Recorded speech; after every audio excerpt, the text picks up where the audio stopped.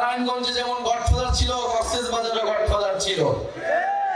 শেখ হাসিনার গডফাদার, তার আন্ডারে এবং ছোট ছোট গডফাদার পুরো বাংলাদেশ জুড়ে ছিল। আমরা সেই গডফাদার তন্ত্র ব্যবস্থার বিলোপ ঘটিয়েছি।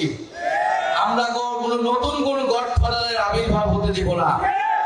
কক্সবাজারে কোন নতুন কোন গডফাদারকে আপনারা মেনে নেবেন না, তার বিরুদ্ধে প্রতিরোধ তৈরি করুন। প্রিয় সংগ্রামী বন্ধুগণ, মাফিয়া তন্ত্র, গডফাদার তন্ত্র, স্বৈরতন্ত্র, পরিবারতন্ত্র, এই সব কিছুকে বাংলাদেশ থেকে উচ্ছেদ করতে হবে। জনগণের বাংলাদেশ, গণতান্ত্রিক বাংলাদেশ প্রতিষ্ঠা করতে হবে। প্রিয় সংগ্রামী কক্সবাজারবাসী, এই কক্সবাজারে আমরা জানি জুলাই গণ অভ্যুত্থানের সময় লড়াই হয়েছিল, আন্দোলন হয়েছিল। আপনাদের মাটির সন্তানেরা জীবন দিয়েছেন, শহীদ হয়েছে।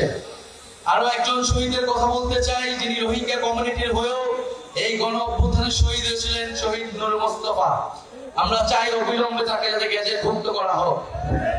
প্রিয় সংগ্রামী বন্ধুগণ, আমরা কক্সবাজারকে দেখি সম্ভাবনার জায়গা হিসেবে।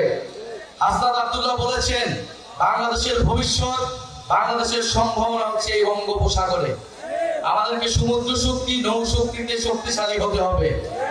ফলে তার জন্য কক্সবাজারকে আমাদের শক্তিশালী ঘাঁটি